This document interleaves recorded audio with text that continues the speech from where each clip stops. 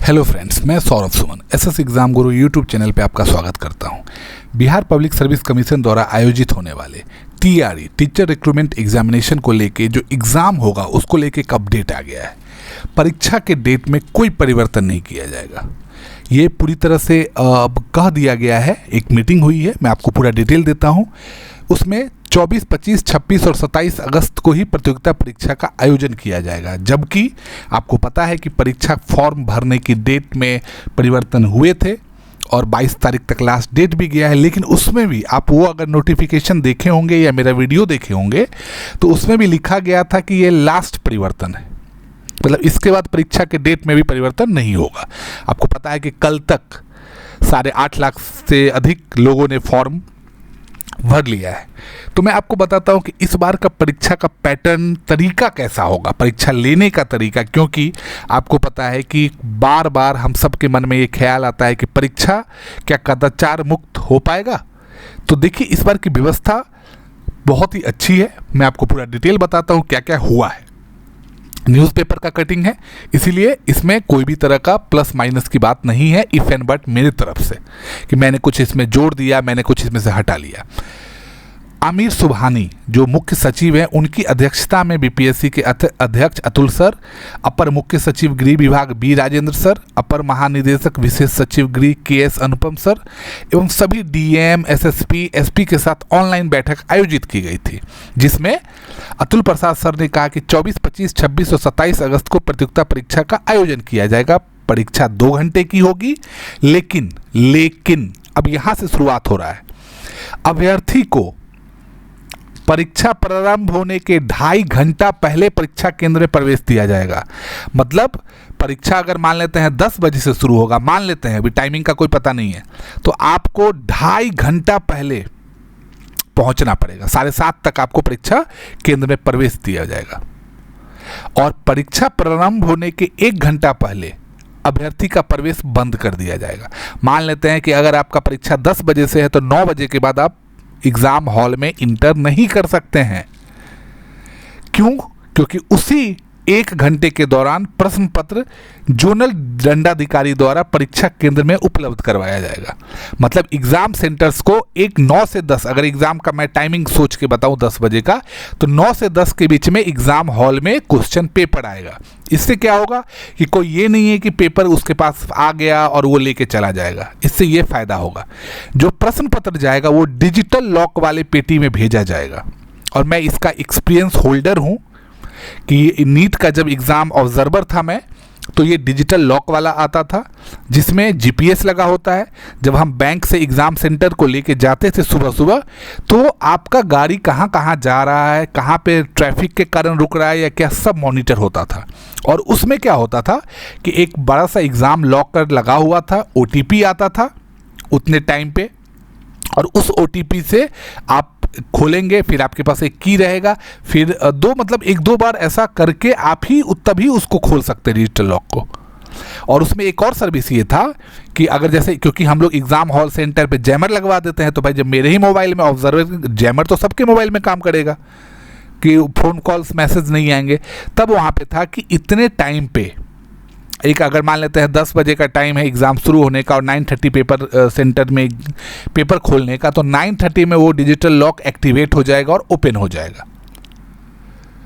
और तो ऐसा था, और इस बार मुझे लगता है कि इसी तरीके का किया जाएगा। नीट में ऐसा किया जाता था, डिजिटल लॉक वाले पेटी में भेजा जाएगा और उसका कोड परीक्षा तिथि के 2 दिन पहले बताया जाएगा। बॉक्स में सील्ड पेटी रहेगी, पैकेट सीधा परीक्षा केंद्र पर परीक्षार्थियों के सामने ही खोला जाएगा और परीक्षा समाप्त होने के उपरांत परीक्षार्थियों के सामने ही ओएमआर सीट सील्ड किया जाएगा। मतलब यहाँ न प्रश्न पत्र में और न ओएमआर सीट में कोई भी तरीके का धांधली नहीं हो पाएगा, दोनों आपके सामने ही होगा। प्रश्न पत्र भी आपके सामने सील्ड खुलेगा और ओएमआर सीट भी आपके सामने सील्ड किया जाएगा। और आयोग द्वारा विशेष मार्क वाले जैकेट लगाया जाएगा ताकि सील्ड पैकेट में छेड़छाड़ नहीं किया जा सके। तो ये व्यवस्था अभी तक की गई है। सर्विलांस कैमरा की व्यवस्था रहेगी ताकि पटना से या सेंटर कहीं से भी पूरे एग्जाम्स को मॉनिटर किया जा सके। दिव्यांग परीक्षार्थियों के लिए जिला मुख्यालय के निकट ही या 1 या 2 केंद्र चिन्हित रहेगा। उन्हें लिखने के लिए लेखक, जिसको स्क्राइब्स बोलते हैं, उनकी सुविधा दी जाएगी। चूंकि अलग अलग विषयों के लिए OMR सीट अलग अलग तरह के होंगे, इसलिए जो स्क्राइब वाले होंगे उनको भी 2 दिन पहले आयोग के द्वारा प्रशिक्षण दिया जाएगा। सभी परीक्षा केंद्र पर जैमर लगाया जाएगा, सर्विलांस कैमरे की व्यवस्था रहेगी। महिला और पुरुष अभ्यर्थियों के लिए अलग अलग परीक्षा केंद्र बनाए जा सकते हैं। जहां पे फ्लड का अगर कंडीशन आता है, सिचुएशन आता है, तो 2 पाली में भी परीक्षा ली जा सकती है। ऐसे में प्रथम पाली पुरुष अभ्यर्थी के लिए और द्वितीय पाली महिला अभ्यर्थियों के लिए परीक्षा होगी। अब एक चीज़ देखिए, एडमिट कार्ड तो अब 10 दिन पहले डाउनलोड किया जा सकेगा, जिससे सर्वर पे बहुत लोड नहीं आए, लेकिन एडमिट कार्ड पर परीक्षा केंद्र का नाम नहीं रहेगा। जैसे आपको मान लीजिए 10 दिन पहले पता चल गया, आप सेटिंग करना शुरू कर दी, ये सब नहीं कर पाइएगा। एडमिट कार्ड पर एक कोड रहेगा और परीक्षा तिथि के 2 दिन पहले उस कोड से संबंधित परीक्षा केंद्र का नाम बताया जाएगा आपको। मान लेते हैं कि आप भागलपुर में, आपको भागलपुर का कोड पता चल, मतलब भागलपुर आपको पता चल जाएगा कि आपका एग्जाम कहाँ है, होने वाला है भागलपुर में। तो आप अपने तरीके से प्रिपेयर कर लीजिएगा, जाने का आने का व्यवस्था सब कर लीजिएगा। लेकिन भागलपुर में आपको कौन सा कोड मिल रहा है ये आपको नहीं पता रहेगा।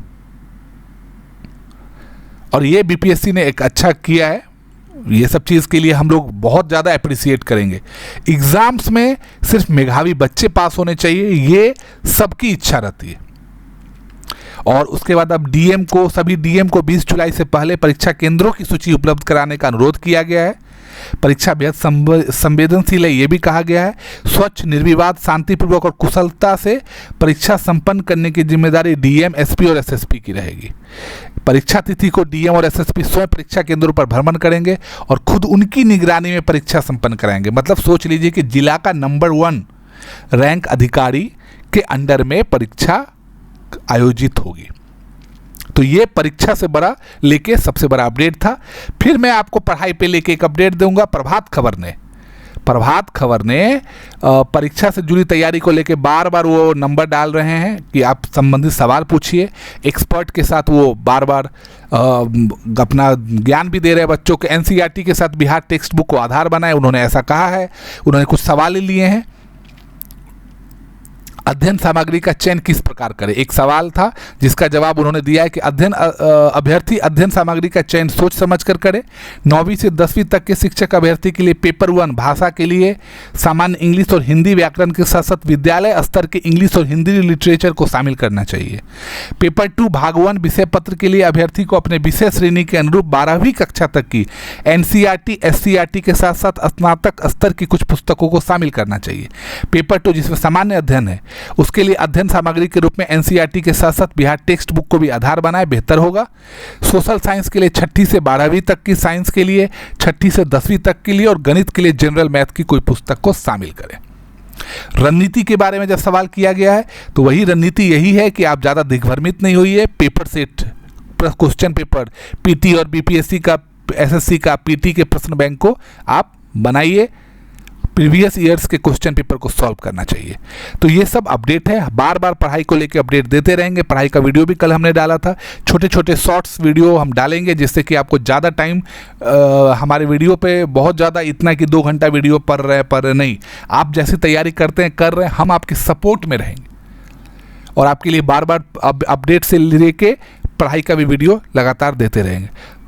एक ज़रूरी ये है कि आप मेरे चैनल को अगर सब्सक्राइब करते जाएंगे और शेयर करते जाएंगे तो मेरा भी हौसला बढ़ता जाएगा। बाकी आप जितना प्यार मुझे दे रहे हैं वो मेरे लिए बहुत ही ज़्यादा ओवरवेलमिंग है। मैं आपको बहुत बहुत धन्यवाद देता हूँ इसके लिए।